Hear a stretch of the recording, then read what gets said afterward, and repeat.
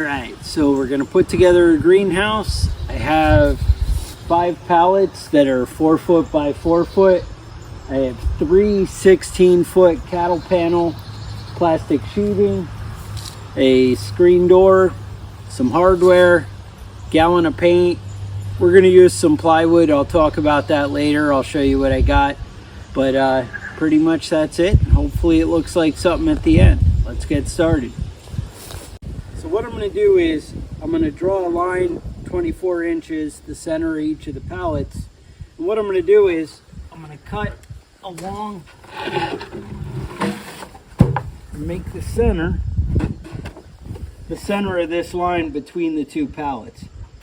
And I'm going to cut it even, and then the final result on over here, it's going to be something like this, where we have a tall edge, and then I cut the inside close to even. And like I said, we're going to probably use some plywood and fill up the gaps in the middle, but that's where we're at right now. So I'm going to cut all 5 so that I have 10 pieces that look just like this. So we'll go ahead and get started. Stop it.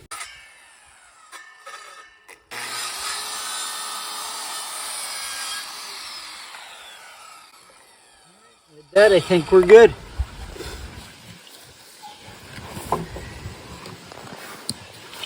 There, we're good. That is plenty.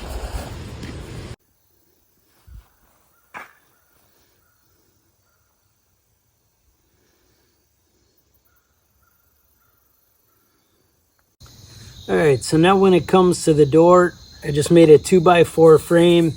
I'm using metal angle brackets since I'm not going to really have anything sturdy to hold it that I'm going to throw in each corner. You want to make sure you throw a square on it. Make sure that, you know, everything's good. What I did is a 32-inch door. So I made the frame 35 1/4.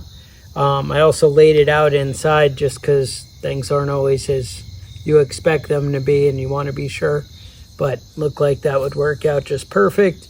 All right, we'll move on to the next step. All right, so we're back with day 2, right? So we're getting the frame up. We just put that in. Why don't you come on in close? I'll show you what we did.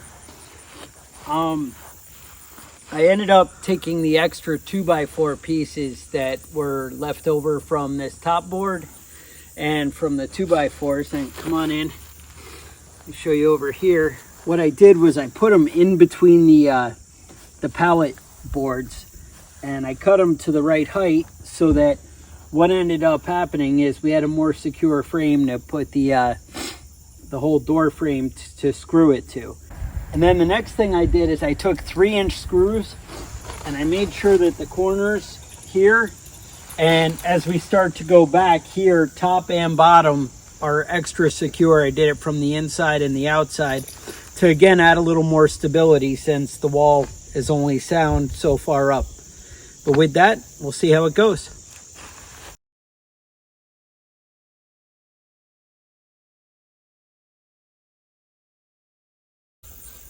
All right, so last thing, when I brought the pallets together, you end up with an awkward edge that doesn't have a face when you see the end. If you come around, I'll show you on the side here. You see you end up with a gap where you have the face of the pallet and then the edge of the other one. So I ended up taking the scrap pieces I pulled off from where I cut out the door frame, and I pulled off a bunch of extra pieces. And then I went over to the table saw, ripped them out to match up and fit on the edge. And I think that's upside down, something like this. And then just screw it in, and you end up with a nice finished corner. And there you go. And then it looks like a nice, smooth, even corner. And that's how I got around that. You may want to plan it out so that these are cut to be exactly, 12 foot by 12 foot by 8 foot, which is what I did here. But in order to keep the structural integrity of the pallets, I wanted to use full pallets on the side instead of cutting the ends off. So what I did was I just made it basically 4 inches longer to match the pallets that I had. And then you have a choice at the end where you can leave a gap between the metal frames, which, you know, it's going to gain you 4 inches and actually have 12 feet inside, but that's up to you. And, you know, you can go ahead and do that. Otherwise, we might bring them to the inside. I don't know, we'll decide at the end, and just kind of fold it in a little bit on the ends. Either way, that's how I solve that. All right. All right, so one thing I wanted to show you guys is how I actually got the cattle panels to stay on top of the pallets. A lot of people, I saw different ideas. This just kind of seemed intuitive to me. I don't know. When I cut the pallets, they were 4x4 and they had double studs through the middle. And I was able to leave a little outer lip so I could just set the cattle panel right into it. And you see it's just sitting there. I didn't have to do anything to secure it, as far as they did big staples in some videos I saw and other stuff. Here, the natural pressure from being folded is pressing it into the side, and it kind of can't go anywhere. Now, I did put zip ties along the way to bring it together, but to be honest, it's the plastic that's holding it in place and the natural pressure of wanting to unfold pressing against the outside. So I just wanted to make sure you guys kind of saw how to do that, see if it makes sense, and otherwise, I'd say enjoy the greenhouse. All right, so like I said, I took the plywood, and you can see these gaps that I have down here in the pallets on the outside.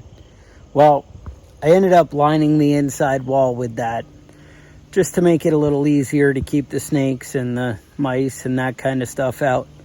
But that pretty much wraps up the greenhouse video.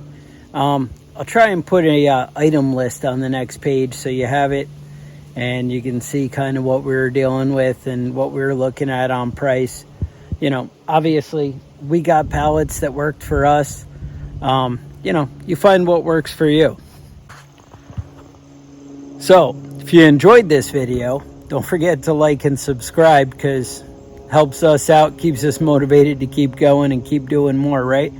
You know, turns out that's part of the reason we do it. That, and I love doing this outside stuff and sharing it with you guys. You see, we still have some end of October, just got some flowers growing, got some stuff covered. You know, it's not bad. It's just a nice day out, enjoying it.